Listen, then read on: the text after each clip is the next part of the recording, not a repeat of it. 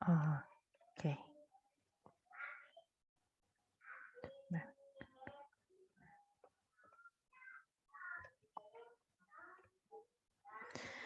Oke, kita akan meneruskan bahasan tentang lipid yang telah dimulai pekan lalu. Sebelum kita masuk, seperti biasa ya, saya akan menanyakan beberapa pertanyaan dulu untuk refreshing. Pertanyaan pertama, ini yang hadir baru 12 orang. Mungkin saya tanyakan kepada Devri. Jangan lupa untuk nyalakan kamera ya ketika menjawab. Devri, apa yang dimaksud dengan lipid?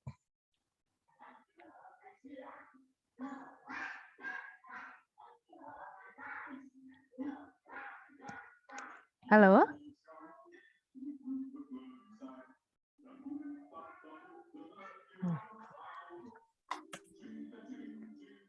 Sebentar Bu, ya, dia juga kayak no responding Zoom.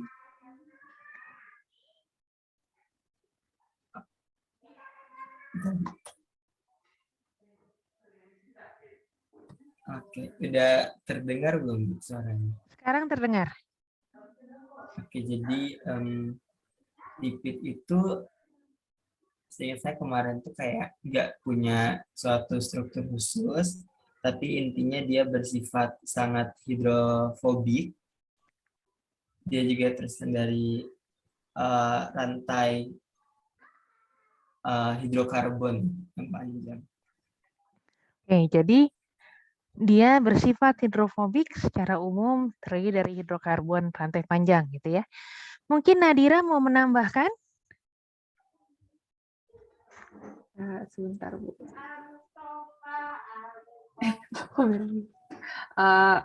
Kurang lebih sama sih Bu, paling artinya aja kali ya Bu, lipid itu lemak. Oke, lipid itu lemak. Davin mau menambahkan terakhir?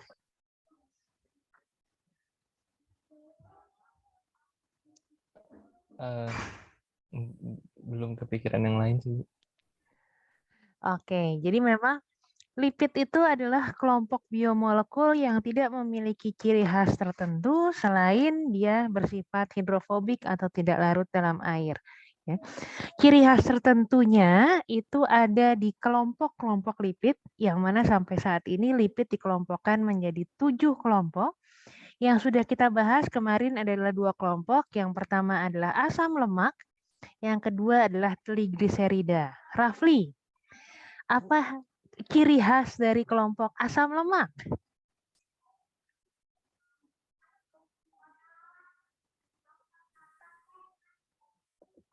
Baru.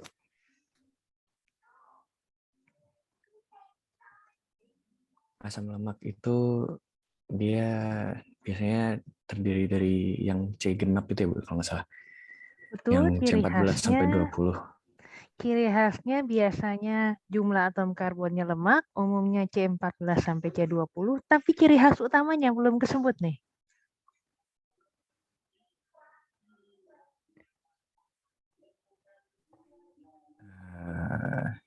Hidrokarbon rantai panjang.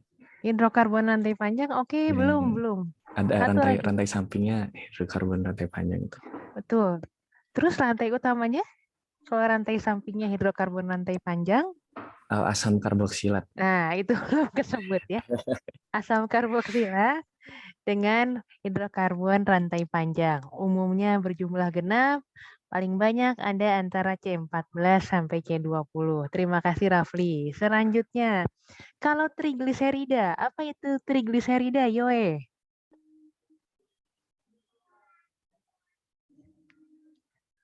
Halo, Yoe ada?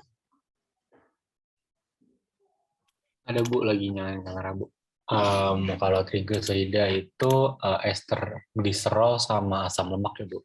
Betul. Jadi trigliserida adalah asam lemak yang terikatnya dalam bentuk ester dengan gliserol. Oke, terima kasih semuanya. Kita lanjutkan. Hari ini kita akan membahas dimulai dengan kelompok ketiga, yaitu gliseroposfolipid.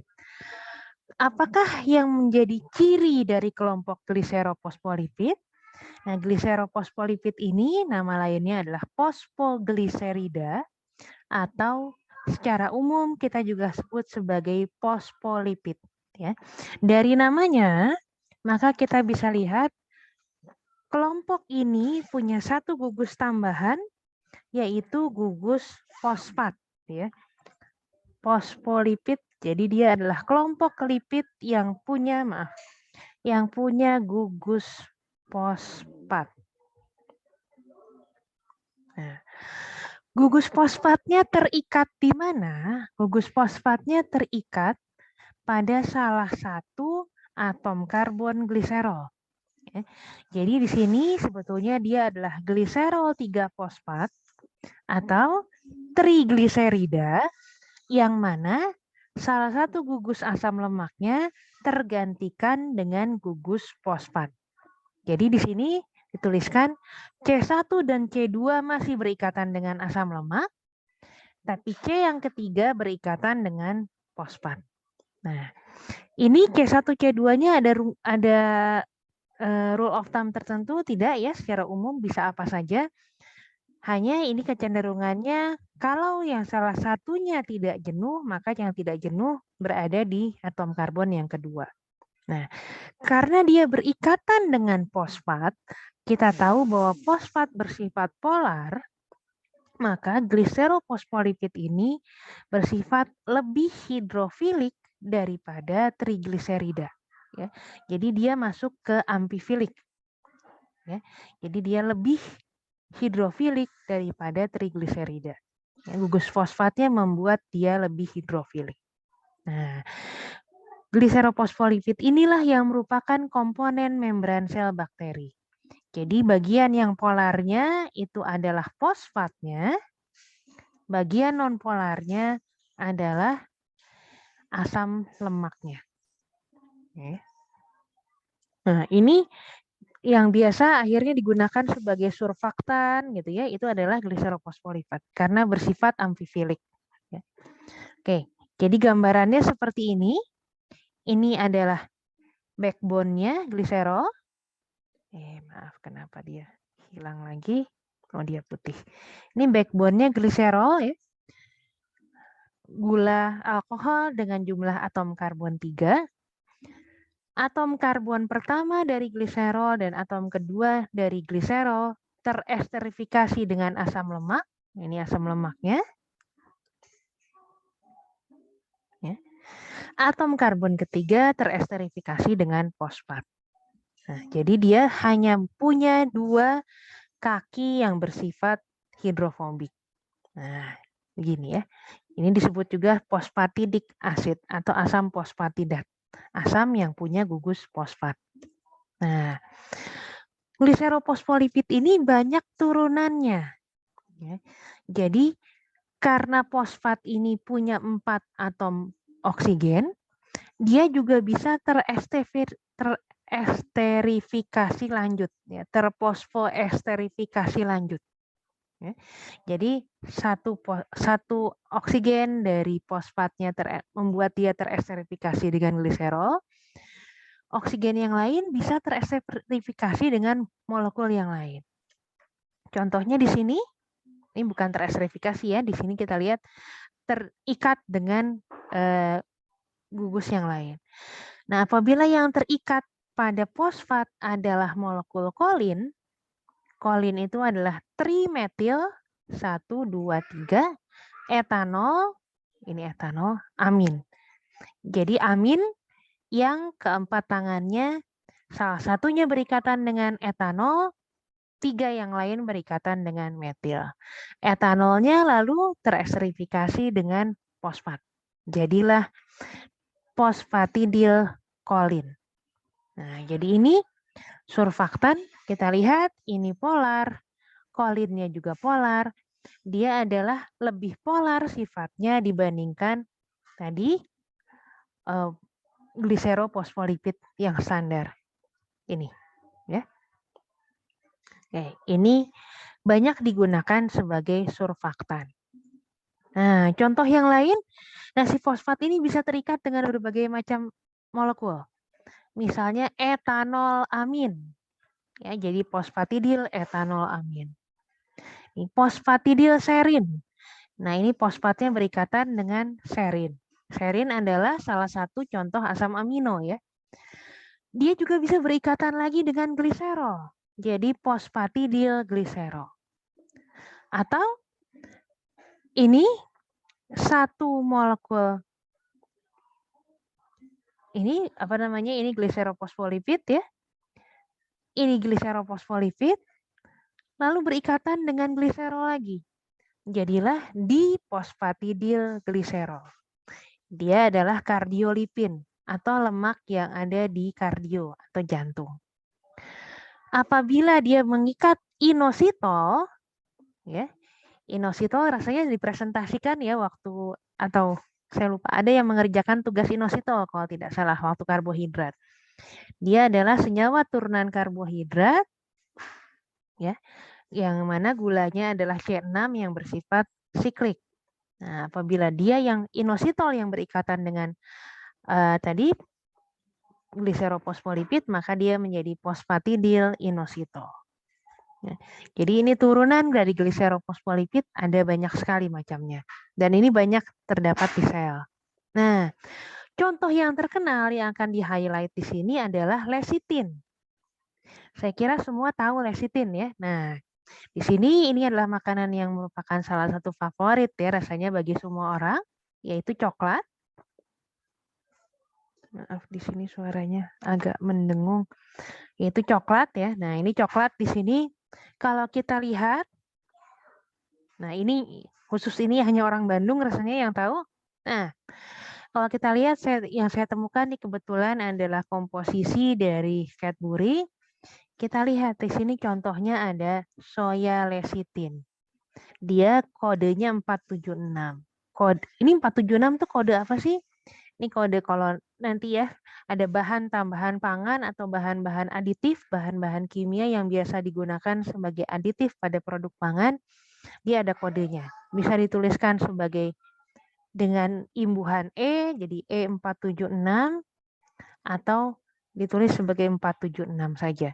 Tiap nomor ini mengkodekan satu bahan tertentu. Contohnya E476 itu mengkodekan soya lecithin. Jadi ini adalah bahan surfaktan yang banyak digunakan di coklat. Ya. Oke. Sebelum kita masuk kepada apa itu lecithin, saya ingin bertanya, kira-kira kenapa dia banyak digunakan di coklat? Nah, barangkali di sini Azmi. Azmi suka makan coklat nggak? Iya, halo Bu. Nah, Azmi suka makan coklat? Kalau saya sebenarnya nggak begitu suka yang manis, Bu. Oh, oke. Berarti dark coklat mungkin ya. Nah, ya mungkin dark coklat. Nah, ini mungkin saya kasih clue. Apa sih fungsinya soya lecithin di sini? Kenapa perlu ditambahkan soya lecithin? Clue-nya kalau dark coklat itu malah biasanya nggak perlu soya lecithin. Tapi kalau milk coklat, ya ini milk coklat, ini dairy milk, ini Silver Queen juga milk coklat, umumnya itu justru butuh soya lecithin. Buat ini Bu, apa namanya? Pembentuk ini bukan lebih ke kayak gulanya gitu. Gula? Kan? Belum tepat ya. Nanti coba kita lihat yang lain. Bu. Oke, siapa lagi nih? Asmi Alisa. Kira-kira kenapa milk coklat, coklat susu ya, secara spesifik sangat perlu soya lecithin. Sementara tadi kalau dark coklat bahkan ada yang nggak pakai soya lecithin sama sekali. Mungkin sebagai emulsi gitu ya. Betul. Ini namanya di depannya ditulis ya sepertinya emulsifier. Nah, kenapa? Tapi saya bertanya lagi nih. Kenapa sih butuh emulsifier di sini? Biar nggak menggumpal susunya. Ya, betul ya, supaya tidak menggumpal. Kenapa tidak menggumpal? Karena di sini kita lihat. Di sini ada dua komponen utama. Ya, komponen utama kalau di produk pangan ini biasanya dituliskan komposisi atau ingredients ini harusnya dituliskan berdasarkan jumlah yang terbesar dulu. Oke. Jadi yang disebut pertama di sini ini adalah komponen terbesar dari produk pangan tersebut. Nah, di sini komponen terbesar adalah susu, gula, hazelnut, baru masuk ke cocoa mass dan cocoa butter. Ini adalah komponen coklat ya. Nah, kakao atau cocoa di sini atau coklat itu komponen utamanya sebetulnya adalah lemak atau lipid ya. Nah, makanya jadi butter di sini. Jadi dia adalah lemak. Nah, coklat ini sebetulnya adalah lemak yang sangat unik. Kenapa dia menjadi banyak disukai orang? Karena karakteristik lemaknya, jadi komposisi dari asam-asam lemak penyusunnya sedemikian sehingga dia pada suhu kamar ya atau bukan pada suhu kamar, tapi pada suhu tubuh dia meleleh. Ya. Jadi ketika coklat itu dimasukkan ke dalam mulut dia meleleh. Kalau ditaruh di suhu kamar dia ya oke lah. Tapi kalau di Surabaya, kalau di Jakarta mungkin beda lagi ya, nanti dia langsung meleleh. Tapi kalau di Bandung atau di negara-negara yang agak dingin itu dia tidak meleleh. Karena itu coklat menjadi spesial. Nah, kita tahu susu itu komponen utamanya adalah air. Coklat itu komponen utamanya adalah lemak. Nah, tadi seperti kata Alisa, susu dan lemak, air dan lemak, ini nggak nyampur nih. Nah, kalau nggak dikasih emulsifier, dan yang paling banyak digunakan terutama untuk produk pangan coklat ini adalah soya lecithin, lecithin soya ya, lecithin yang dia ekstrak dari kedelai, ini maka nggak nyampur. Maka mungkin ketika kalian makan, kalian gigit coklatnya, yang kerasa air, ya. Terus selanjutnya yang kerasa coklat, itu kan nggak enak ya. Enaknya tuh satu batang rasanya homogen. Nah karena itu diberi emulsifier, yaitu soya lecithin di sini. Nah kalau yang digunakan adalah dark coklat, tadi yang disukai Asmi tadi ya, maka dia tidak dicampur dengan susu. Ya, maka di sini fungsi emulsifier soya lecithin ini tidak terlalu penting karena dia tidak harus dicampur dengan yang water base, dengan yang air tadi. Ya, oke, kita kembali ke lecithin. Nah, lecithin ini diambil dari bahasa Yunani letikos yang artinya kuning telur. Ya, jadi ini sebetulnya adalah lemak hewan dan tumbuhan ya yang merupakan gliserofosfolipid sebetulnya. Jadi dia mengandung fosfat dan banyaknya merupakan fosfatidilkolin ya. Jadi banyak mengandung fosfat, kolin, asam lemak dan gliserol. Jadi di sini jelas ini fosfatidilkolin. Itu komponen utamanya fosfatidilkolin. Tapi sebagaimana komponen dari sel lainnya, komponen biomasa lainnya ya. Nah, di sini lemaknya nggak murni cuma satu jenis fosfatidilkolin aja. Jadi gliserolipidnya pun sebetulnya bukan fosfatidilkolin aja, tapi ada gliserofosfolipid yang lain, tapi yang paling dominan adalah fosfatidilkolin. Nah, dia warnanya kuning kecoklatan. Nah, selain fosfatidilkolin, dia juga mengandung fosfatidil etanolamin, fosfatidil inositol, dan lain-lain. Di sini karena dia merupakan fosfolipid, maka dia bersifat cenderung amfifilik, ya. Maka cocok untuk dijadikan surfaktan. Jadi dia punya gugus yang fosfat yang bersifat polar, plus tambahan gugus kolin atau etanolamin atau inositol yang juga bersifat cukup polar. Maaf sebentar ya.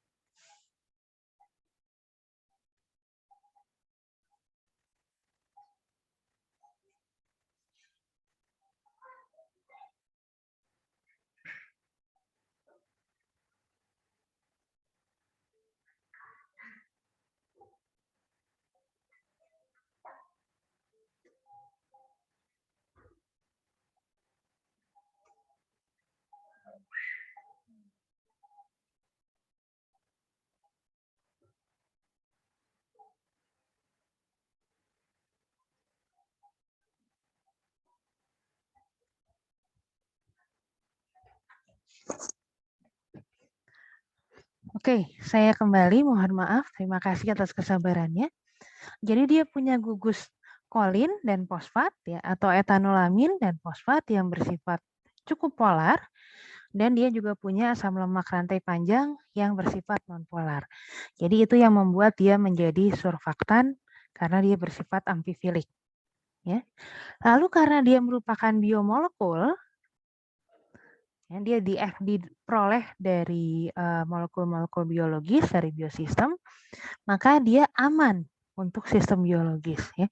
Jadi artinya aman untuk digunakan di industri pangan atau industri farmasi.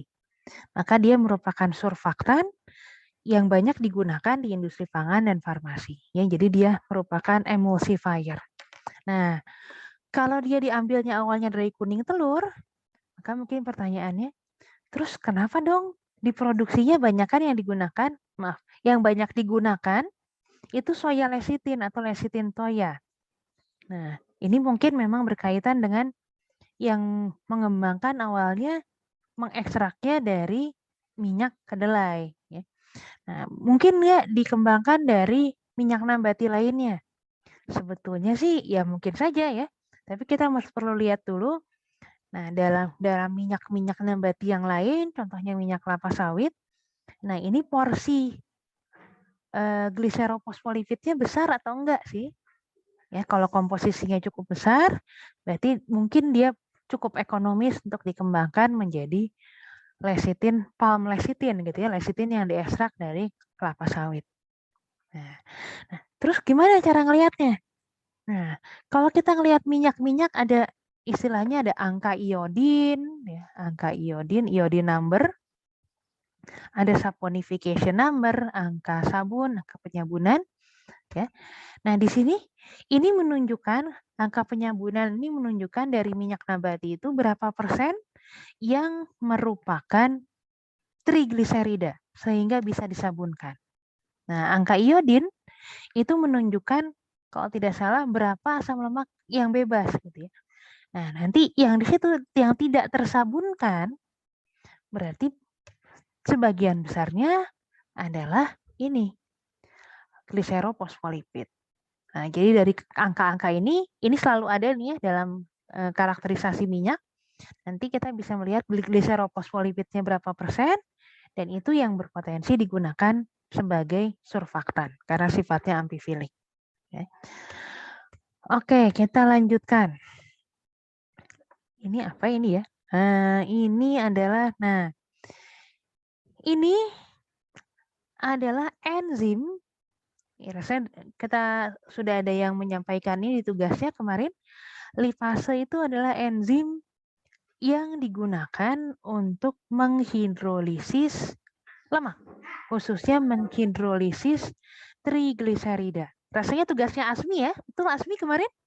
Iya Bu, betul Bu. Nah, yang ada PR apa lipase pada keju ya, nanti Iya kita Bu. sama-sama jawabannya. Ya Nah, baik Bu. lipase ini adalah enzim yang kerjanya menghidrolisis ester ya, pada trigliserida. Nah, kalau kalau jenis molekulnya adalah gliserofosfolipid, maka enzimnya tidak bisa pakai lipase biasa. Enzimnya juga perlu menggunakan fosfolipase. Ya, jadi ini turunan spesifik dari lipase yang digunakan secara spesifik untuk menghidrolisis fosfolipid. Nah, lalu fosfolipase ini juga ada banyak macamnya. Ada aktivitas fosfolipase A, fosfolipase A1, A2 ini ya, fosfolipase C, fosfolipase D dengan ini yang dipotong atau yang dihidrolisis ikatan-ikatan yang sangat spesifik posisinya yang mana. Nah, bisa ular itu mengandung fosfolipase A. Jadi dia akan memotong di sini. Nah, ya. Yang dihasilkan berarti ini sisanya. Nah, ini juga merupakan istilahnya apa? Deterjen yang sangat kuat. Ya. Lalu ada efeknya ke sistem biologis jadi bagaimana? Nah, tapi fosfolipase ini hasilnya kita sebut lisofosfolipid. Jadi yang asam lemak yang ini sudah terpotong. Dan ini bersifat apa istilahnya tadi, deterjen yang kuat sebetulnya. Jadi dia surfaktan yang kuat. Oke. Nah, kelompok selanjutnya adalah sphingolipid. Sphingolipid ini strukturnya sangat mirip dengan trigliserida. Akan tetapi sebetulnya dia backbone-nya adalah sphingosine. Apa itu sphingosine?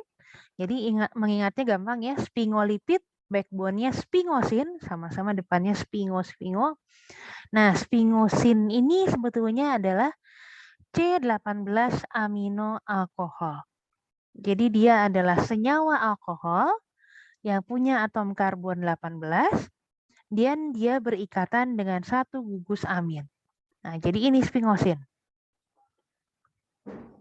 Nah, kita lihat di sini Q-nya ada 18, 1 tambah 12 berarti 13, 14, 15, 16, 17, 18. Nah, dan di atom karbon kedua dia punya gugus amin. Nah, kita lihat kalau dari sini ini mirip seperti ini gliserol ya. Backbone-nya C-nya 3. Yang satu berikatan dengan asam lemak rantai panjang. Nah, yang satu berikatan dengan gugus amin. Nah, lalu di sini ini baru sphingosine, baru merupakan backbone dari sphingolipid. Nah, lalu bagaimana? Nah, lalu pada gugus sphingosine ini, pada gugus aminnya ini juga bisa berikatan asam lemak bebas. Maka dia adalah jadi sphingolipid ya. Nah, di sini secara khusus namanya kita kasih nama ceramida. Nah, ini sphingolipid ini punya peran yang penting di sel hidup karena dia merupakan penyusun membran sel-sel yang berhubungan dengan saraf. Termasuk sphingomyelin. Kita ingat myelin itu apa? Myelin itu sel saraf ya, penyusun sel saraf otak dan sel saraf tulang belakang. Oke. Nah, ini secara spesifik struktur molekul sphingomyelin. Jadi ini sphingosinnya, si Q18-nya ini. Mungkin saya nah, ini sphingosinnya, C18-nya di sini. Ya. Pada atom karbon C kedua ada gugus amin.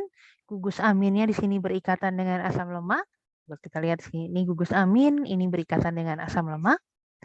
Nah, pada atom karbon pertama dia berikatan lagi dengan fosfat. Ya. Jadi ini strukturnya sebetulnya mirip gliserofosfolipid. Ya. Bedanya mungkin ya ini cuma ada aminnya saja. Dan ini ikatannya bukan ester sebetulnya. Ya. Nah, pada gugus fosfatnya juga bisa berikatan berbagai molekul lainnya. Contohnya di sini adalah kolin. Nah, jadi di sini sphingosin pada gugus aminnya berikatan asam lemak dan pada gugus fosfat berikatan kolin, dia jadi sphingomyelin atau penyusun membran sel myelin atau membran sel saraf otak. Nah, ini contoh-contoh molekul sphingosin yang lain ya. Ini sphingosin backbone-nya, ini ceramida pada gugus amin berikatan asam lemak, dan ini sphingomyelin ya pada gugus atom karbon pertama berikatan fosfat dan pada gugus fosfat berikatan kolin. Nah, strukturnya di sini sangat mirip dengan gliserofosfolipid. Bedanya adalah dia punya amin. Ya.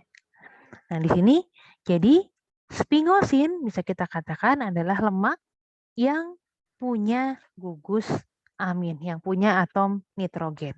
Nah, kalau kita lihat sebelum-sebelumnya asam lemak, ya, trigliserida atau gliserofosfolipid itu backbone-nya nggak punya gugus amin, nggak punya atom nitrogen. Nah, di sini sphingosin atau sphingolipid itu punya atom nitrogen. Nah, ini contoh molekul yang tergolong pada sphingolipid lainnya. Ada cerebroside. Ya, ini masih namanya ya seperti ini ya, cerebral gitu ya. Jadi penyusun lemak, penyusun sel otak. Jadi di sini kita lihat ini sfingosin, ya. Ini gugus amin, ini ada asam lemak. Lalu di sini ada 1, 2, 3, ini ada gugus fosfat ya. Lalu di sini berikatan lagi dengan karbohidrat galaktos. Nah, dia menyusun cerebroside. Nah, di sini bisa menjadi lebih kompleks, bisa menjadi lebih kompleks, bisa menjadi lebih kompleks. Ini maksudnya ganglioside, ini ada karbohidratnya jadi lebih macam-macam, dan seterusnya. Ya. Ini tadi galaktosa cuma 1. Nah, ini maaf, ini nggak ada fosfat ya. Di sini teresterifikasinya dengan karbohidrat, terikatnya dengan karbohidrat. Ini lebih panjang karbohidratnya ya. Jadi glukosa, galaktosa, asetil galaktosamin. Nah, ini asetil galaktosamin, ini ada asam sialat di sini. Ada galaktosa. Jadi ini makin panjang. Ini sama penyusun sel membran sel otak. Oke, sampai sini apakah ada pertanyaan dulu sebelum saya lanjutkan ke kelompok selanjutnya yaitu WEX?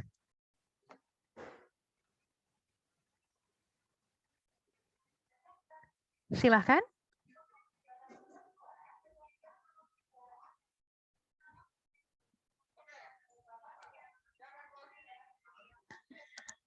Oke, bila belum ada saya lanjutkan.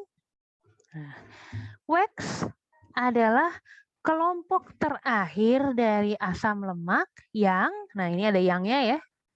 Bentar, saya harus ganti dulu. Punya ester. Ya. Tadi asam lemak bebas tentu saja tidak punya ester, makanya disebut asam lemak bebas. Tapi trigliserida ada gugus esternya karena asam lemak teresterifikasi dengan gliserol. Gliserofosfolipid ada esternya. Ya. Jadi dia trigliserida teresterifikasi lanjut dengan fosfat. Lalu tadi sfingosin ada esternya juga. Ya. Dia aminnya terikat lagi dengan teresterifikasi dengan bukan teresterifikasi ya, terikat sebetulnya dengan asam lemak. Dan ada fosfatnya bisa teresterifikasi dengan lain-lain. Nah, ini WEX yang terakhir ya, yang punya ester, kemungkinannya punya ester. WEX itu nama bahasa Indonesia adalah lilin. Nah, lilin ini apa bedanya dengan lilin yang digunakan di rumah kalau listrik mati? Nah, nanti kalian lihat sendiri ya. Lilin ini intinya adalah ester dari alkohol rantai panjang dengan asam lemak rantai panjang juga. Ya. Jadi ester antara alkohol rantai panjang dan asam lemak rantai panjang. Karena itu ini panjang rantainya, ini panjang juga, ini hidrokarbon rantai panjang. Umumnya rantai panjangnya jenuh, ya, maka dia sangat tidak larut dalam air atau sangat hidrofobik. Nah, di mana kita jumpai WEX atau lilin pada sistem biologis? Banyak. Ya. Contohnya pada kulit dan bulu hewan. Itu banyak yang dilapisi WEX. Nah, kenapa bebek contohnya bisa dengan santainya dia mencari makan, berenang, menyelam di air, bahkan pada musim dingin? Ya karena kulitnya, bulunya dilapisi WEX. Ya, jadi bulu burung itu umumnya dilapisi WEX. Ya. Pada daun tumbuhan, zaman dulu kalau hujan, nggak punya payung, orang suka ngambil daun talas ya. Ada yang tahu daun talas seperti apa? Bahkan ada peribahasa ya di sini, bagaikan air di daun talas. Nah mungkin nih Suha nih, mungkin pernah lihat daun talas seperti apa? Terus emang kalau daun talas ditetesin air kira-kira kayak gimana sih Suha? Kalau ditetesin air itu ya Ibu, maksudnya kayak ya nggak bisa nempel ke talasnya gitu ya, Bu? Ya, betul, betul. Tapi pernah lihat kan daun talas seperti apa, Susah? Pernah, Ibu, pernah. Nah, jadi daun talas itu mungkin kalian bisa bayangkan mirip-mirip daun kuping gajah ya. Nah, kalau kuping gajah mungkin kalian tahu tuh.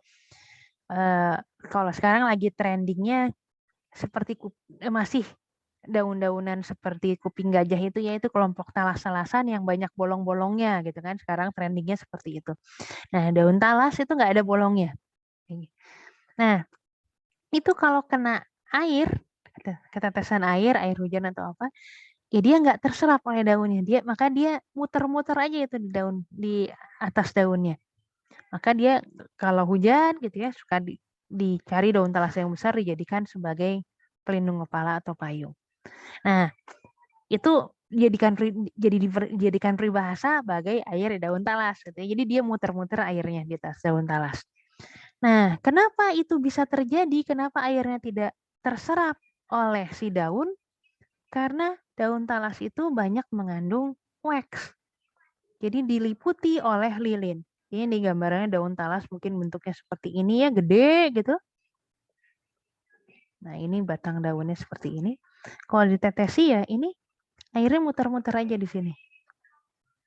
Nah, ini juga bulu burung banyak dilapisi oleh wax. Nah, ini strukturnya berarti ini adalah ester. Aduh, maaf. Ini adalah ester. Dia kok tidak mau lagi, saya pakai ini aja. Ini ester dari asam lemak rantai panjang. Ini contohnya asam stearat. Asam stearat C-nya 18 ya. Dan oleil alkohol. Nih, oleil alkohol. Oleil alkohol berarti mirip dengan oleat namanya, ini juga C18. Berarti C18 tambah C18. Ini wax ini C-nya ada 18 sampai 18, 36. Ya, jadi dia sangat rantainya sangat panjang sekali dan sangat hidrofobik. Nah, saya tampilkan gambar ini. Kira-kira kalian bisa pikirkan apa hubungannya wax sama buah-buahan ini? Tiara mungkin.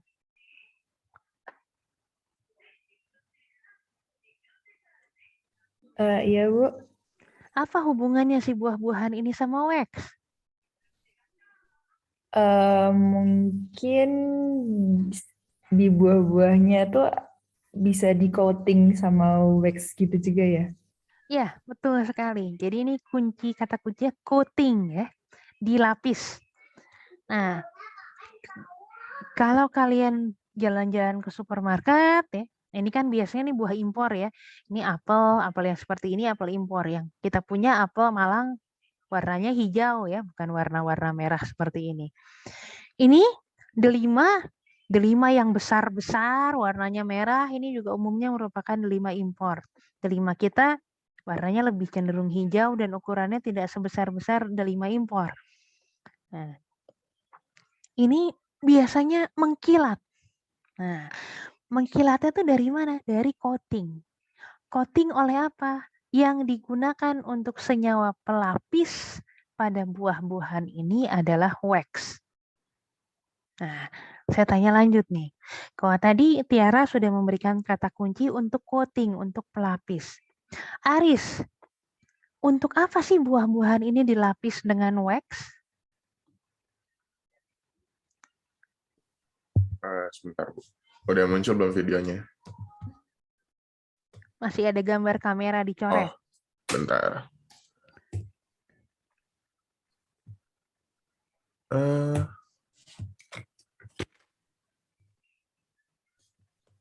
Sebentar, Bu.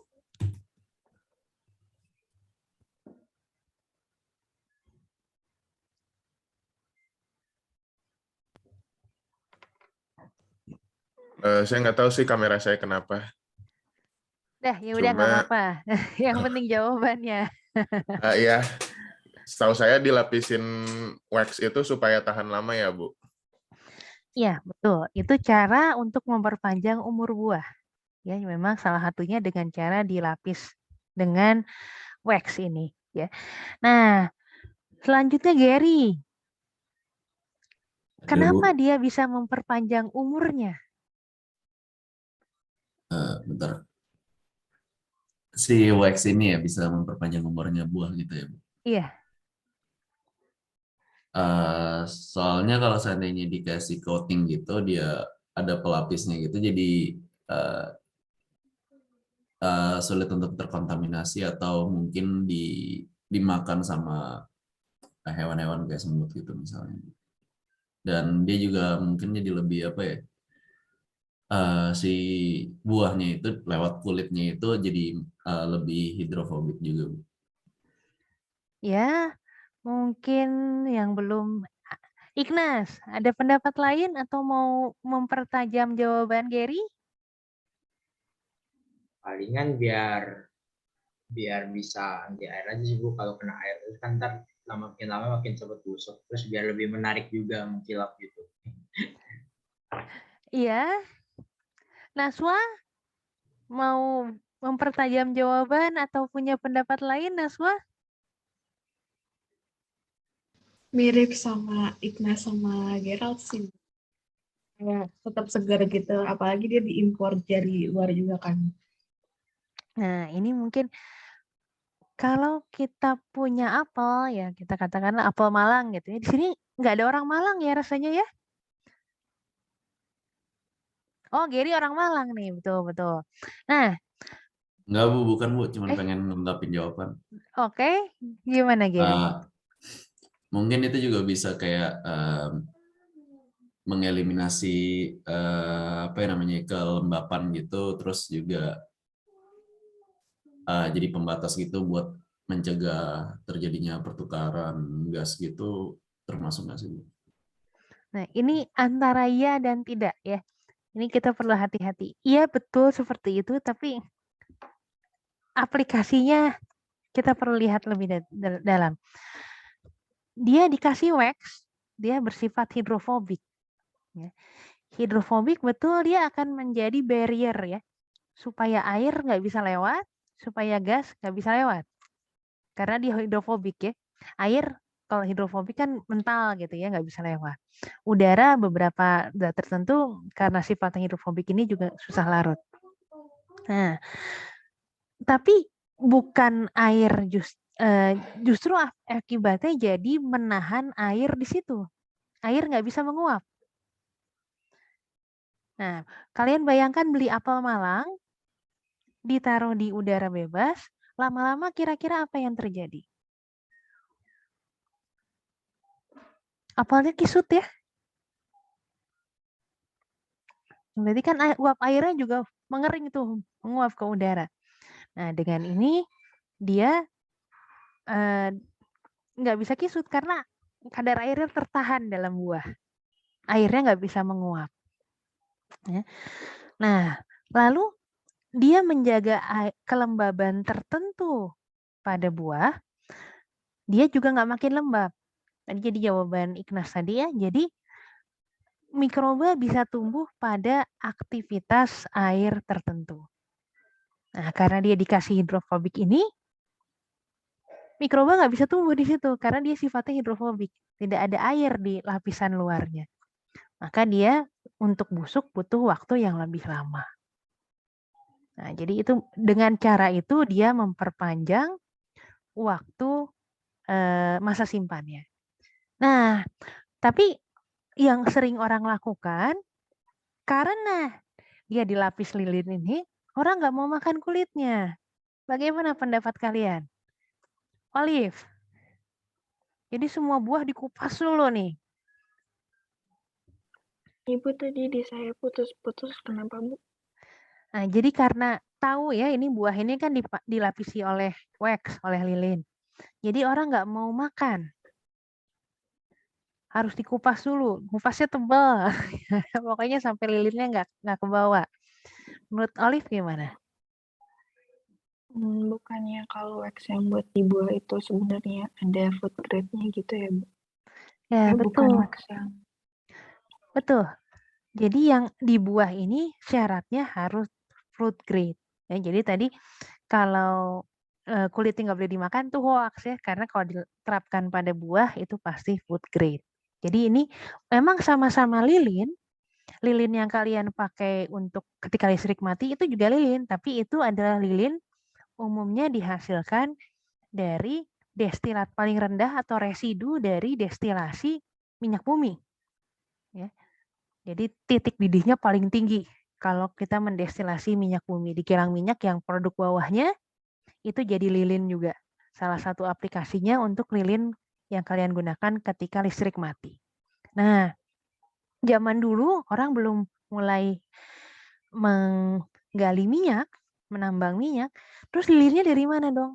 Lilinnya dari wax, dari lilin hewan. Mungkin kalian pernah dengar ada lilin dari ikan hiu, gitu ya.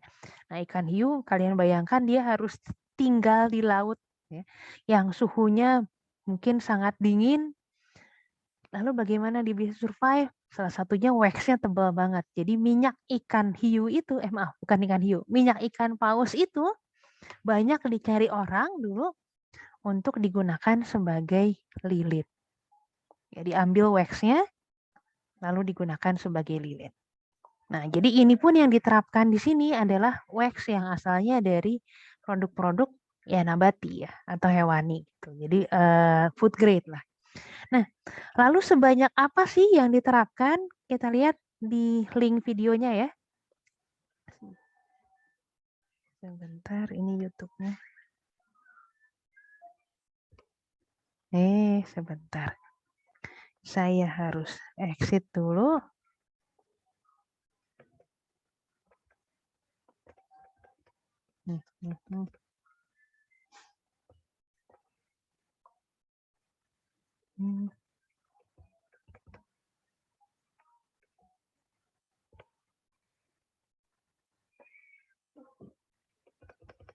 Nah,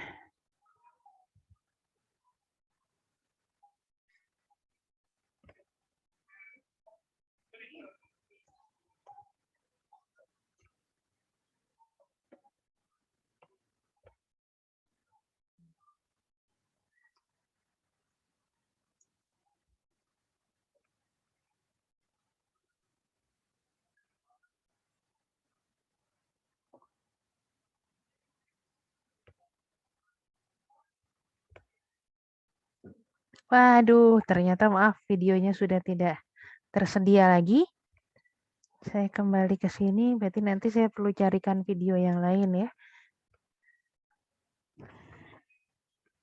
Jadi di video ini sebetulnya ditunjukkan kalau kalian melapisi, mengcoating si buah-buahan ini dengan wax, jangan bayangkan kalian punya satu ember atau satu reaktor wax yang dipanaskan, lalu si buah ini dicelup gitu ya.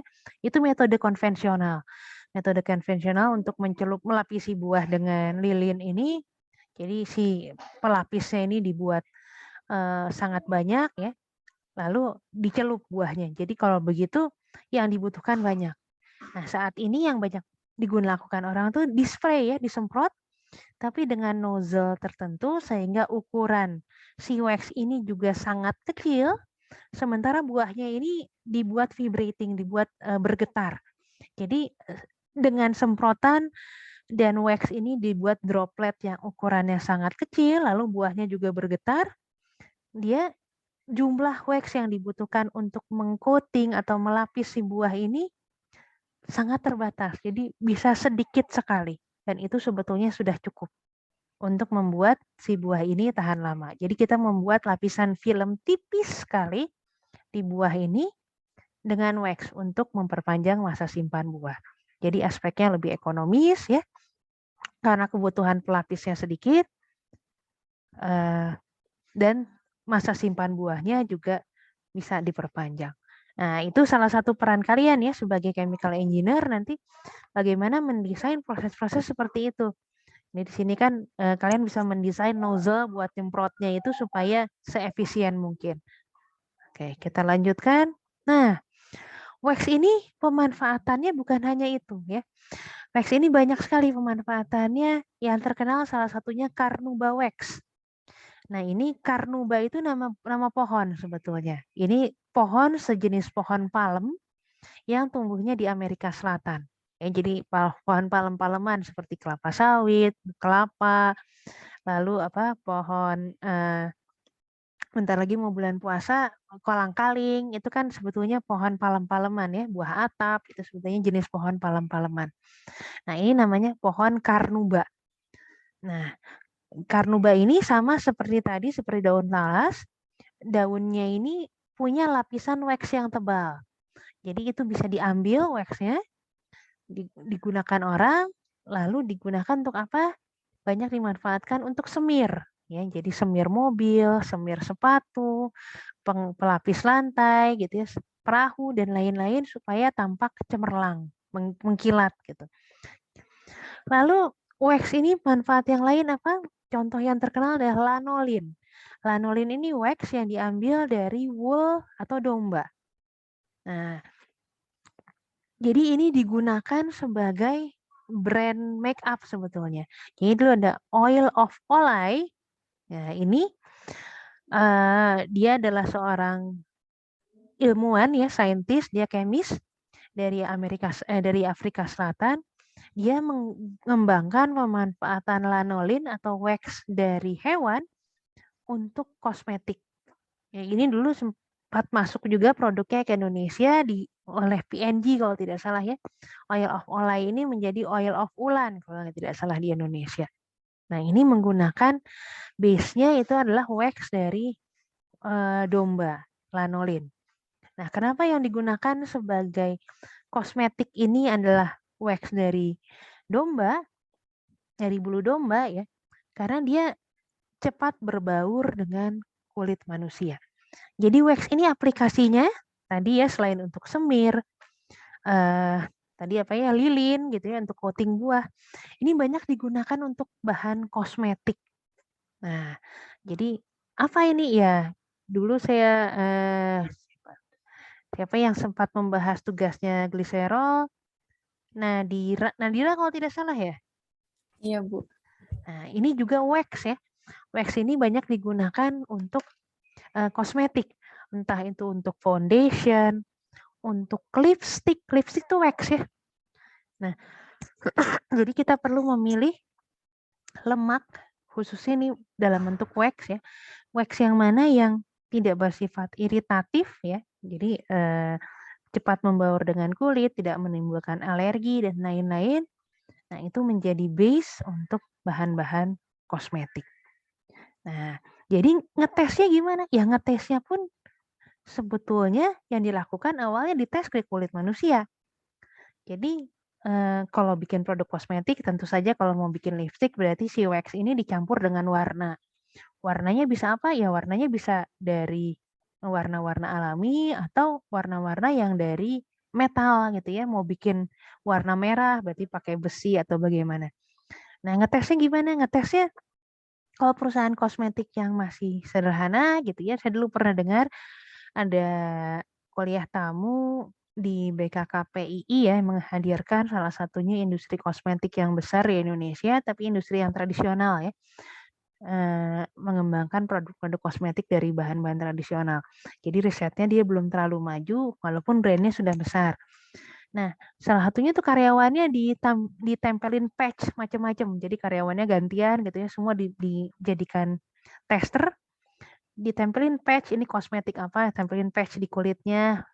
Nanti ada yang gatal-gatal nggak atau enggak gitu. Nah, kalau produknya aman berarti orang-orang yang dijadikan sampel itu aman, semua sehat, nggak kenapa-kenapa, berarti produk ini aman. Nah, kalau sudah maju perusahaannya, tester-tester itu nggak ke orang lagi, tapi pakai stem cell. Jadi pakai kultur jaringan. Kultur jaringan itu apa? Kalau yang banyak kita kerjakan di lab itu kan kultur fermentasi pakai sel mikroba ya. Nah, sebetulnya bisa juga melakukan kultur atau pertumbuhan sel tumbuhan, atau sel hewan, atau bahkan sel manusia. Sel manusia berarti diambil dari sel manusia, dikembangbiakan, terus secara in vitro di lab. Nah, itu kultur-kultur sel seperti itu dicobakan nih berbagai jenis kosmetik aman atau tidak. Bahkan sampo pun gitu ya, ngetes sampo ini bagus nggak atau menghasilkan ketombe atau enggak, itu ditesnya ke kultur jaringan dari manusia.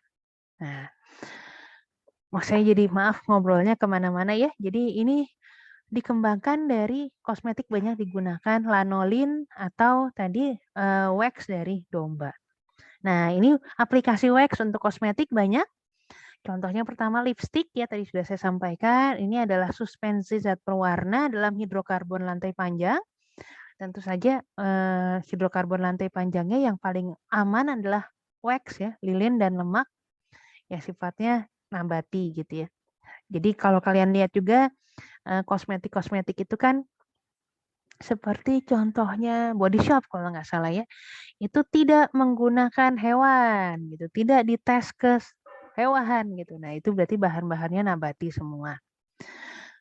Lalu ini juga bisa bahannya adalah minyak kastor, parafin, lemak, lanolin ya dari wax domba, carnauba wax atau beeswax. Ini kan berarti wax yang diambil dari lebah lalu dikasih parfum.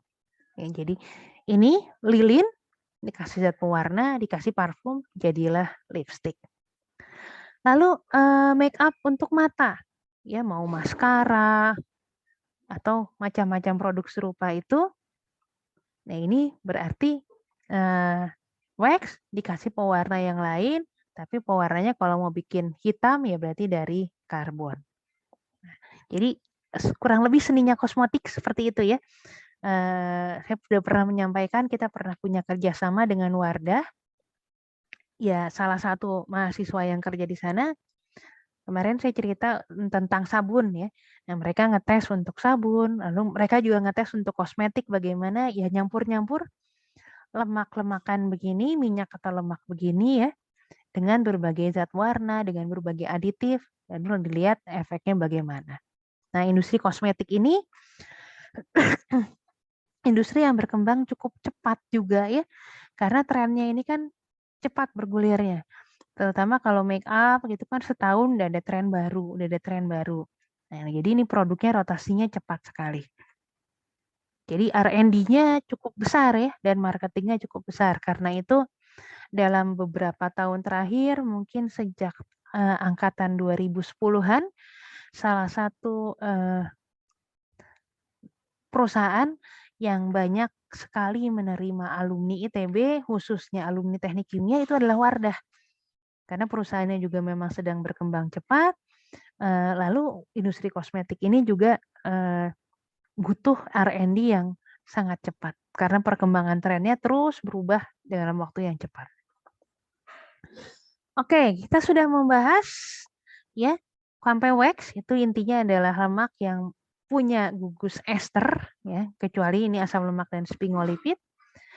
Lalu kelompok lemak yang lainnya dua lagi yang akan dibahas. Selanjutnya adalah kelompok lipid yang tidak punya gugus ester, yaitu terpen dan steroid. Kita mulai dari terpen. Nah, terpen ini ragamnya juga banyak dan tidak kalah menariknya dan banyak sekali molekul-molekul penting yang sebetulnya termasuk dalam kelompok terpen. Apa ciri khas dari terpen? Terpen itu punya backbone, punya gugus utama adalah struktur isopren. Terpen, isopren. Isopren ini apa? Isopren ini senyawa yang merupakan butadiena, jadi C4 ya, dan dia punya dua rantai ikatan rangkap, yaitu pada posisi ke-1 dan ke-3, dan di atom karbon kedua, dia terikat gugus metil. Nah, jadi seperti ini. Ini butadiena. Jadi kita lihat 1, 2, 3, 4. Pada atom karbon pertama dan ketiga dia punya ikatan rangkap. Dan pada atom karbon kedua dia mengikat gugus metil. Jadilah struktur isopren. Ya. 1, 3 butadiena dan 2 metil, 1, 3 butadiena. Untuk singkatnya kita bisa gambarkan seperti ini. Ya, jadi 1, 2, 3, 4, 5. Jadi struktur isopren ini punya 5 atom karbon. Ya. Nah, apa sih yang masuk kelompok terpen? Nanti kelompok terpen ini punya sub kelompok besar juga. Jadi turunannya bisa jadi kelompok sterol. Sterol ini adalah turunan dari kelompok terpen yang merupakan satu kelompok besar juga. Jadi dia sub dari terpen ini. Ya. Dan dalam kelompok kolesterol ini banyak hormon-hormon juga, termasuk diantaranya hormon steroid. Oke, kita kembali ke struktur terpen.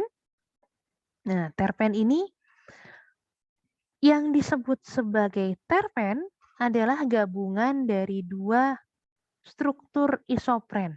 Jadi 2 struktur isopren kita sebut sebagai monoterpen. Tadi kita tahu satu isopren dia punya 5 atom karbon. Ya, jadi kan bentuknya begini ya. Nah, ini kurang lebih begini. Nah, kalau dia punya ada 2 isopren bergabung, berarti ya jadi 10 atom karbonnya kita sebut sebagai monoterpen. Nah, kalau 3 isopren bergabung, berarti ini C-nya berapa? 15 ya. Kita sebut sebagai sesquiterpen. Kalau terpennya 4 struktur isopren, berarti ini ada atom karbonnya 20, kita sebut sebagai diterpen. Nah, berarti kalau triterpen, atom karbonnya ada berapa, Naswa?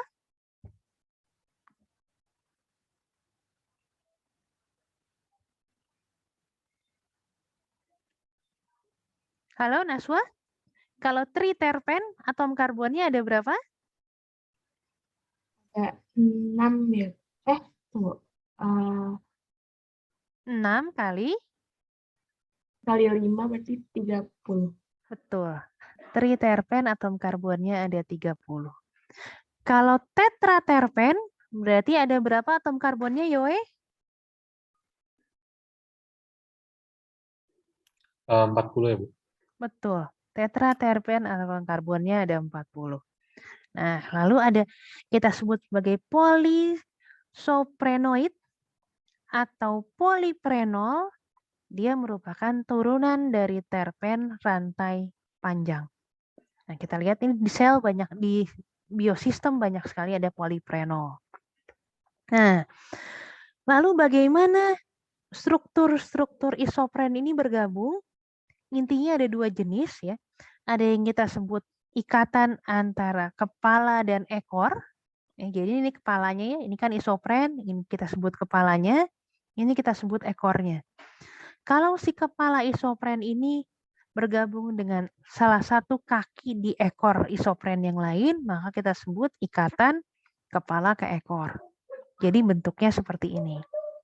Atau bisa juga ekor ke ekor. Berarti kaki ini bergabung dengan kaki yang lain. Berarti jadi seperti ini. Ini tail to tail. Jadi ikatan dasarnya seperti ini atau seperti ini. Nah, apa molekul-molekul yang termasuk ke dalam kelompok terpen ini? Nah, kita lihat yang atas. Ya, monoterpen, sesquiterpen, diterpen. Ya. Jadi ini mulai dari C10 sampai ini C15, ini sampai C20. Ya. Khususnya yang ini monoterpen sampai sesquiterpen. Jadi atom karbonnya belum terlalu banyak.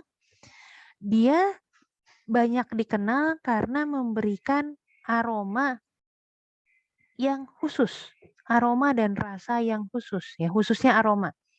Ya, ini monoterpen ini umumnya senyawa-senyawa yang cukup mudah menguap. Jadi dia dikenal karena punya aroma yang khusus. Kita lihat di sini contohnya limonen. Nah, limonen dari namanya bisa ditebak nih. Devri, kira-kira limonen itu banyak terdapat di mana ini?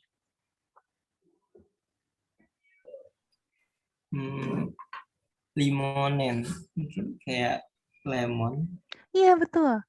Tapi bukan di lemonnya ya, di kulit lemon. Ya.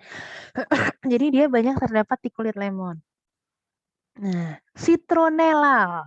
Nah, Nadira, kira-kira banyak terdapat di mana nih citronellal? Di citrus, di jeruk ya, Bu. Iya, sitrun jeruk ya, di kulit jeruk.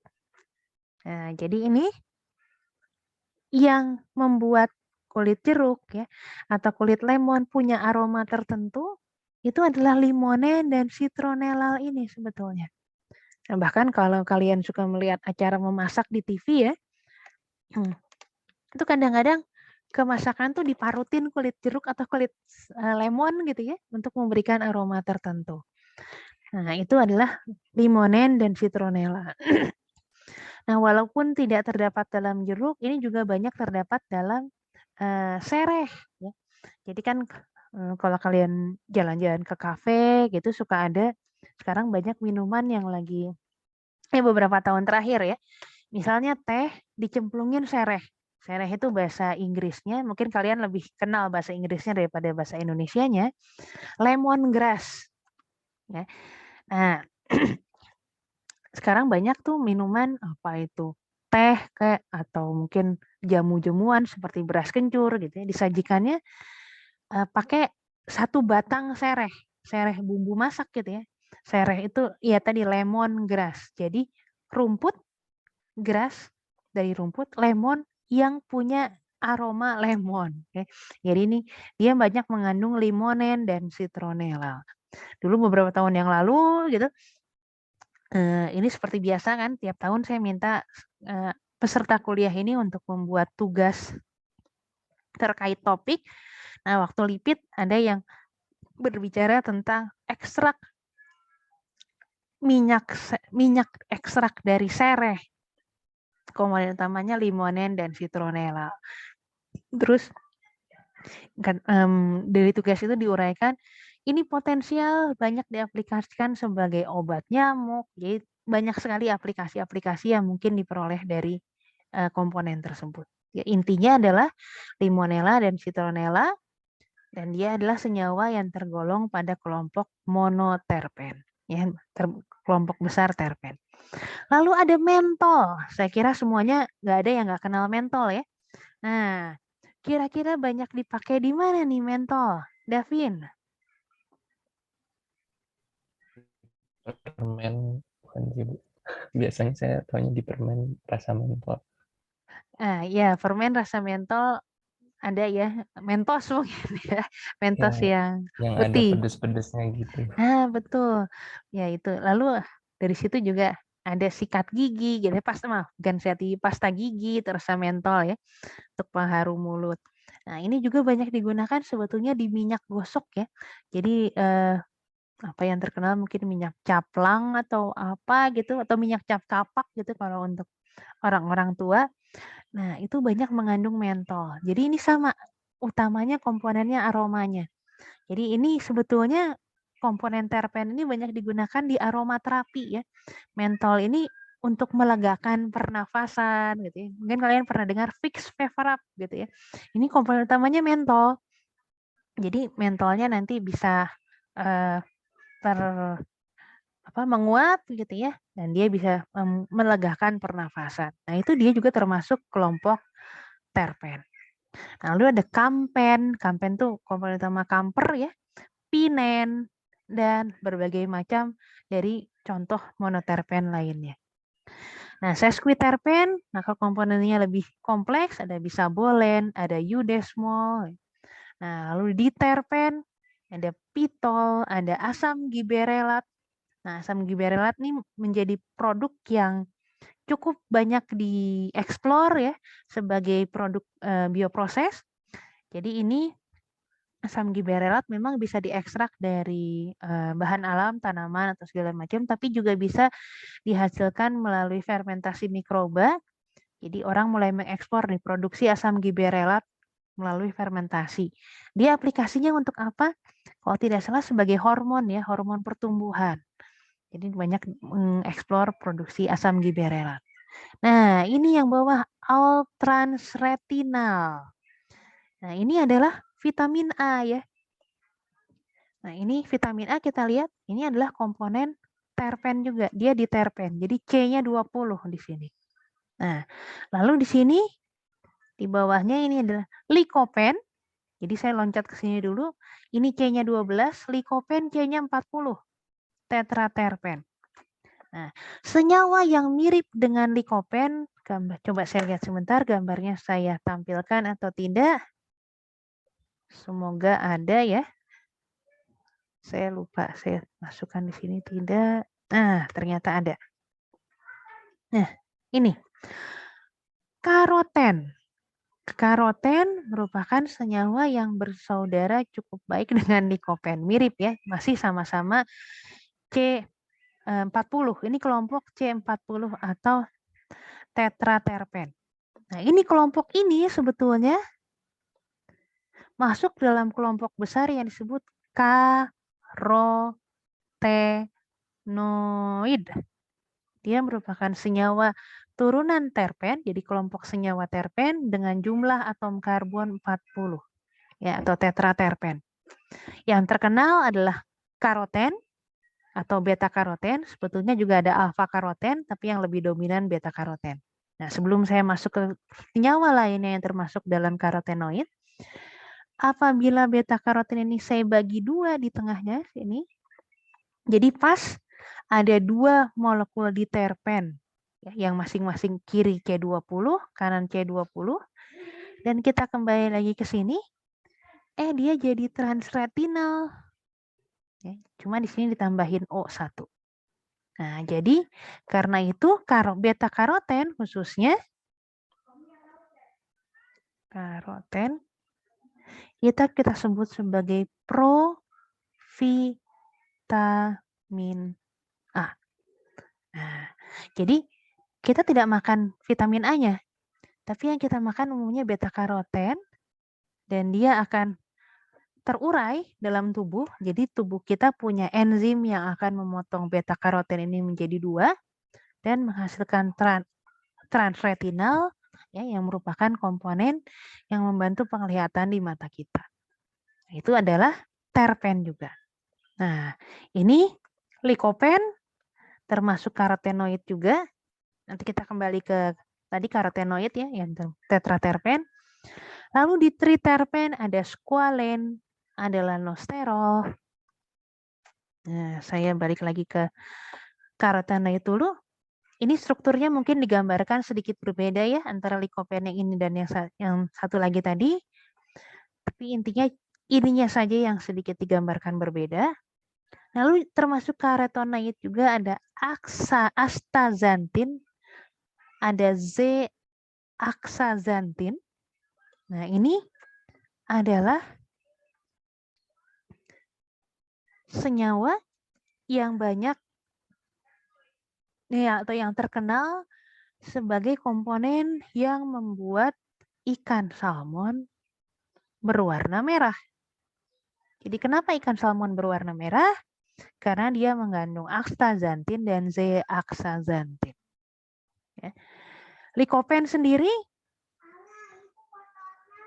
sebetulnya juga senyawa yang terkenal membuat tomat dan semangka berwarna merah. Itu kenapa merahnya? Karena senyawa karotenoid khususnya adalah likopen. Lalu ada xanthin, ya ini fukoxanthin, ada lutein, ada cryptoxanthin. Nah, jadi karotenoid ini secara umum juga dikenal sebagai senyawa yang pembawa warna tertentu. Ya, umumnya adalah warnanya mulai dari kuning sampai kemerahan. Nah, kalau dilihat, kenapa sih dia bisa memberi warna tertentu? Kita lihat nih, senyawa-senyawa ini ikatan rangkapnya banyak sekali ya. Nah, ikatan rangkapnya banyak sekali. Jadi dia bisa menangkap sinar dan memantulkannya dengan warna tertentu, panjang gelombang tertentu.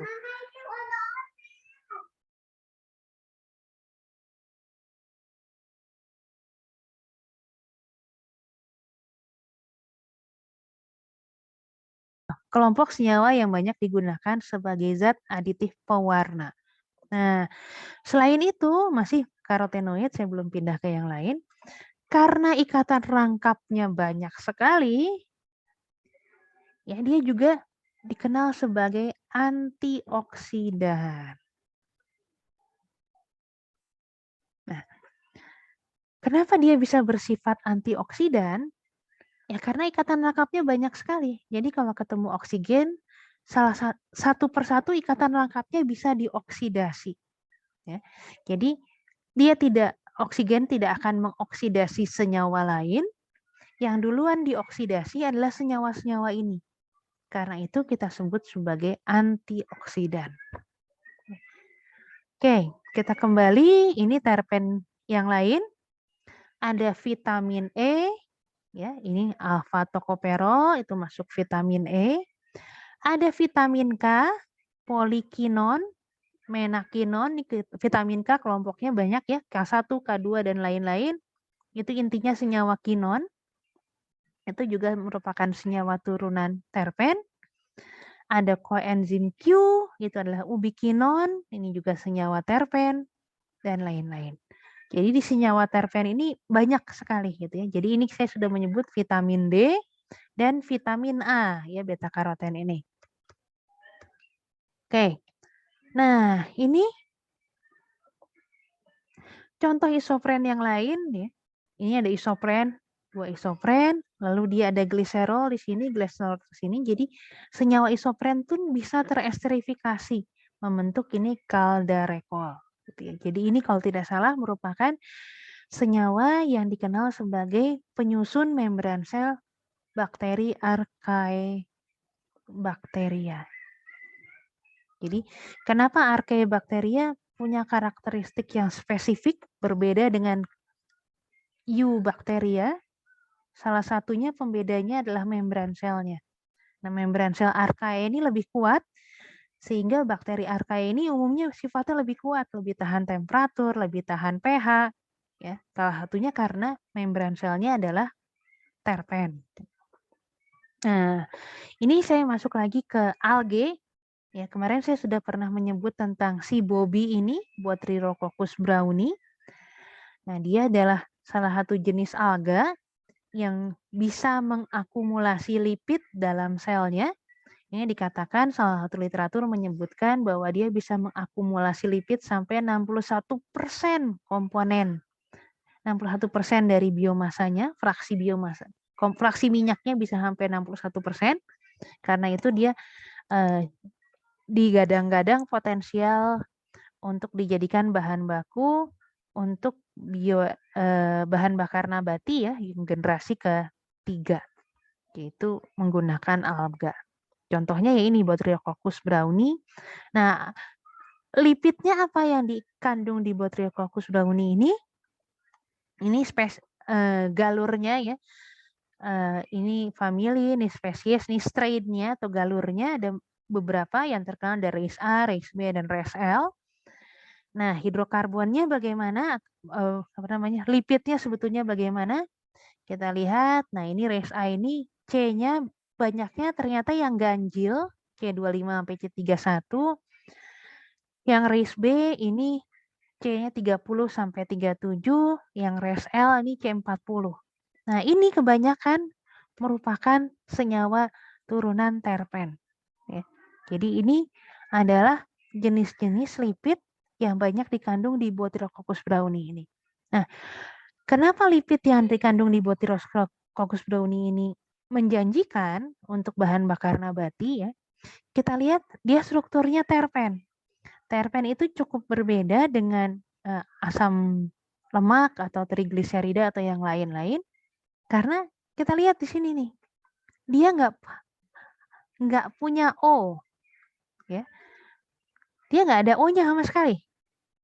Maka dia strukturnya sangat mirip dengan hidrokarbon rantai panjang. Ya. Dan karena dia tidak punya O, dia sifatnya sangat tereduksi dan maka energi yang bisa dihasilkan apabila dia dioksidasi sangat besar. Nah, karena itu sangat menarik ya. Jadi kalau dibandingkan dengan antara asam lemak dengan terpen, mana yang nilai energinya lebih besar? Terpen. Karena apa? O-nya lebih sedikit daripada asam lemak. Itu contoh terpen. Sampai sini apakah ada yang ingin ditanyakan terlebih dahulu? Belum? Ya silahkan disimpan ya. Jadi ini adalah kelompok. Oh ya, Gary silahkan Gary. Ya Bu, mau tanya. Yang tadi itu kalau coating buah gitu dengan Iya, wax itu termasuk yang edible coating kan Bu ya? iya, iya. Dan itu juga bukan alami kan, itu jadi kita yang coating sendiri gitu kan. Iya, ya. Karena apel kan secara alami tidak dilapisi wax gitu ya. Oke, pertanyaan saya itu bedanya coating dengan wax atau dengan polisakarida gitu, misalnya kayak selulosa atau mungkin pakai senyawa lain gitu, misalkan alginat atau gelatin, itu kira-kira bedanya apa ya Bu, sama mungkin dari kelebihan dan kekurangan, lalu ketahanannya gitu Bu. Nah, ini perlu dilihat satu persatu memang ya. Jadi coating dengan senyawa-senyawa lainnya mungkin berkembang belakangan ya. Jadi yang dengan wax ini yang lebih tradisional, yang lebih lama. Rasanya dengan orang mulai mengembangkan dengan kitosan ya.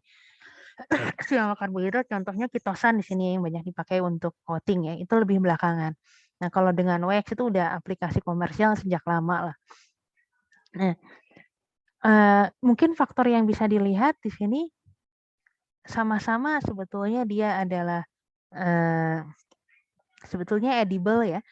Nah, tapi efek-efek lainnya bagaimana, nanti dampaknya terhadap pertumbuhan mikrobanya bagaimana, kita perlu lihat juga. Nah, ini silahkan kalian kaji dalam tugas kalian, termasuk turunan terpen dan lain-lain itu umumnya punya sifat yang antimikrobial atau tidak bisa dimanfaatkan oleh mikroba, bahkan menghambat pertumbuhan mikroba.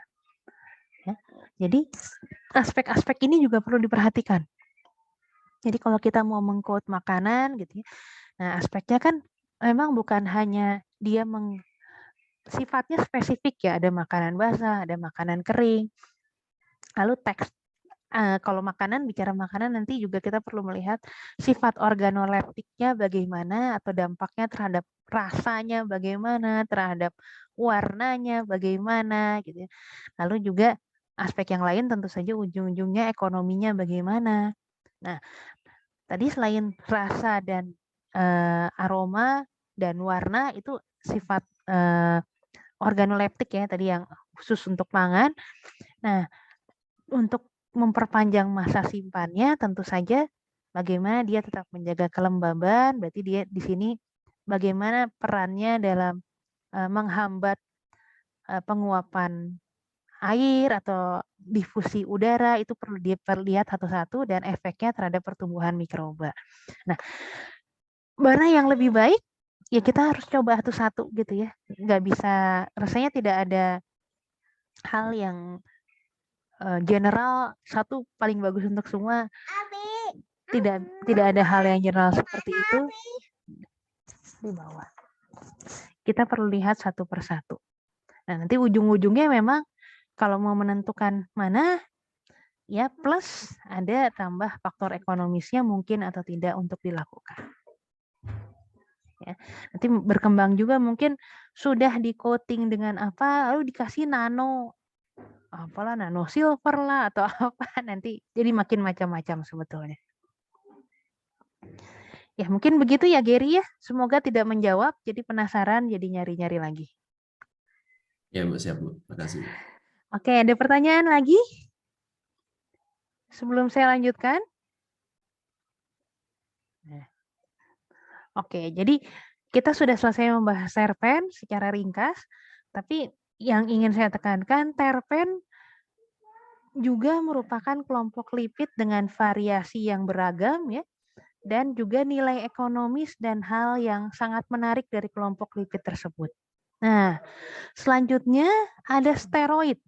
Nah, steroid itu sebetulnya kalau dilihat dari strukturnya, awal-awalnya terbentuk dari terpen juga ya, jadi dia isopren, bergabung dan lain-lain menjadi steroid.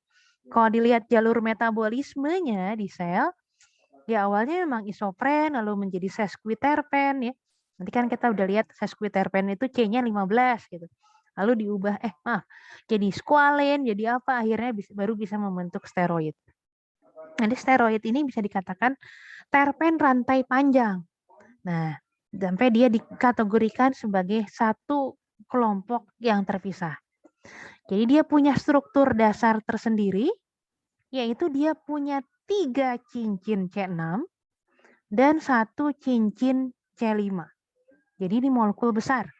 3 cincin C6 dan 1 cincin C5.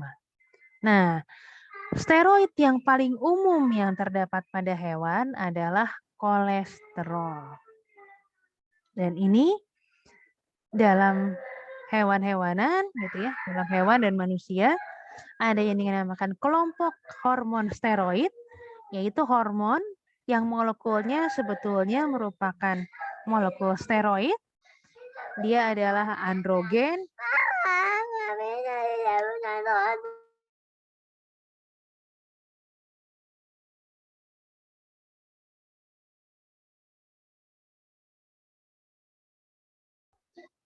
Oke. Jadi meliputi androgen, estrogen, progestin. Jadi ini hormon-hormon yang berhubungan dengan seksualitas.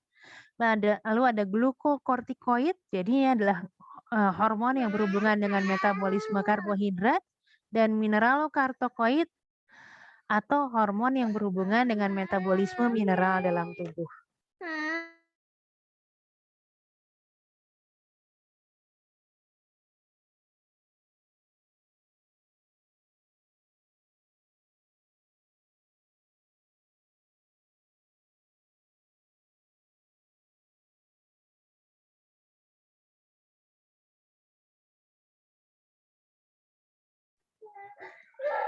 Oke, kita lihat satu persatu. Nah, jadi strukturnya seperti ini. Nah, intinya ini yang merupakan ciri khas dari kolesterol. Selalu ada 3 cincin C6. Jadi ini ada sudutnya 6 ya. Tuh 2, 3, 4, 5, 6. 1, 2, 3 cincin C6 dan 1 cincin C5. Lalu rantai sampingnya apa? Itu variasi dari masing-masing molekul kolesterol. Nah, ini contohnya ada kortisol, ini seperti ini, ada testosteron, ada progesteron, ada estradiol, ada asam kolat, ada deoksikolat, ini semua merupakan molekul kolesterol. Ini kita lihat ciri khasnya semua punya 3 cincin C6 dan 1 cincin C5. Nah, kita lihat juga di sini perlu hati-hati antara testosteron dan progesteron. Ini hormon seksual yang sangat berbeda ya. Ini hormon seksual untuk yang menyatakan laki-laki atau jantan ya, progesteron dan estradiol ini hormon seksual yang wanita gitu ya. Ini bedanya cuman apa? Bedanya cuman ini saja. Ini ini dan ini kita lihat bedanya cuman ini. Rantai sampingnya yang satu OH, yang satu lebih kompleks. Ya. Nah itu sebetulnya bedanya nggak banyak. Nah, tapi itu sangat spesifik menjadikan yang satu hormon testosteron, yang satu progesteron. Nah, ini adalah sterol yang dimiliki oleh tumbuhan. Ya, jadi namanya kurang lebih stanol atau sterol. Tadi kelompok kolesterol itu hewan ya. Kalau yang di tumbuhan adalah stanol atau sterol saja. Nah, ini ada sigmastanol, sitoserol, stigmaserol, sitoserol, dan kampesterol. Nah, jadi ini yang ada di tumbuhan atau nabati. Nah, di sini contoh bagaimana perjalanan dari molekul kolesterol bisa diubah menjadi berbagai hormon seksual yang ada di manusia gitu. Ini jalur metabolismenya seperti apa. Nah, termasuk kelompok kolesterol juga adalah vitamin D. Ya, vitamin D ini ada kompleks sebetulnya. Ada D1, D2, D3, D4, D5. Jadi dia merupakan sebetulnya senyawa turunan kolesterol. Jadi kita lihat di sini cincin C6-nya tinggal 2, cincin C5-nya masih ada, satu cincin C6-nya berubah menjadi seperti ini. Nah, jadi dia turunan kolesterol. Jadi D1, D3, D4, dan D5. Mungkin saat ini vitamin D semakin terkenal ya, karena banyak dianjurkan untuk melawan atau mengobati COVID. Nah, ini vitamin D ini catatan sedikit, nanti mungkin ada yang tertarik membahas lanjut vitamin D. Yang kita bisa konsumsi sebetulnya adalah provitamin D ya. Lalu dia akan bereaksi menjadi vitamin D, hanya bereaksi menjadi vitamin D dengan bantuan sinar matahari. Jadi reaksi pembentukan vitamin D-nya ini melibatkan bantuan cahaya. Nah, satu lagi dari steroid ini aplikasinya adalah tadi hormon seksual ya. Nah, ini diantaranya estrogen dan progesteron. Ini aplikasinya apa? Aplikasinya ini banyak dipakai sebagai pil KB gitu ya. Pil KB itu sebetulnya hanya mengontrol rasio dari dua hormon ini, estrogen dan progesteron. Dua-duanya adalah hormon kolesterol, kelompok kolesterol ya. Dan ini hanya mengatur rasio dari kedua hormon ini saja. Nah, jadi dia dimanfaatkan secara komersil dibuat menjadi pil KB ini.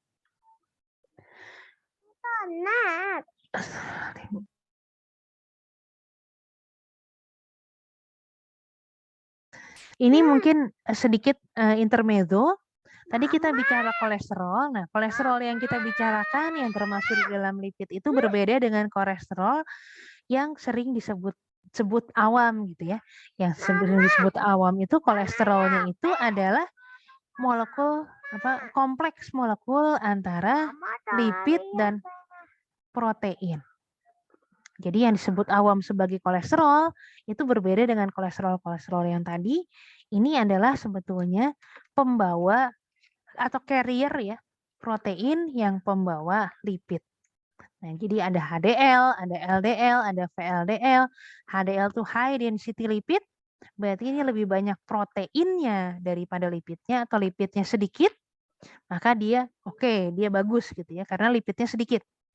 LDL low density lipid, maka banyakkan lipidnya, lipidnya banyak, proteinnya sedikit, maka dia menjadi low density, maka kehadirannya dalam jumlah besar dalam darah tidak dikehendaki.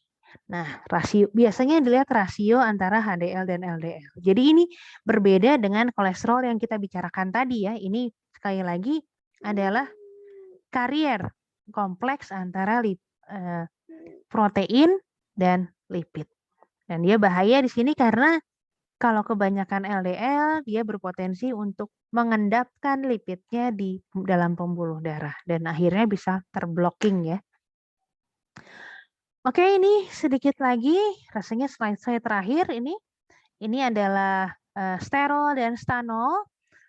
Perbedaan antara yang ada dalam tumbuhan, stanol, dan ini yang ada di hewan, ini ya, stigmasterol ada di hewan, stigmatanol ada di tumbuhan. Mungkin saya revisi yang tadi ya. Stanol itu yang di tumbuhan, sterol itu yang di hewan. Ini beta sitosterol yang ada di hewan seperti ini, beta sitostanol yang ada di tumbuhan yang di sebelah kanan. Oke, demikian ya, saya sudah menyampaikan semua kelompok lipid seperti biasa, maka diharapkan ada tugas yang dipresentasikan tentang topik-topik lipid yang kalian tuliskan. Nah, ini saya kembalikan walaupun saya sudah sampaikan minggu lalu. Kalau dikumpulkan dan dipresentasikan minggu depan, semoga oke ya. Halo, ada tanggapan?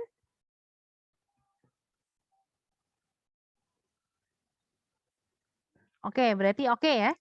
Jadi sekali lagi silahkan dicari topik lipid yang kalian minati, apa itu mau terpen, atau itu mau sterol, atau itu mau fosfolipid, atau kelompok lipid lainnya, silahkan dikaji, ditulis, dan dipresentasikan minggu depan. Besok kita akan bahas topik mengenai asam nukleat. Oke, sampai di sini Terima kasih atas perhatiannya. Insya Allah kita ketemu lagi besok ya. Oke, sampai besok. Salam sehat selalu. Bu mau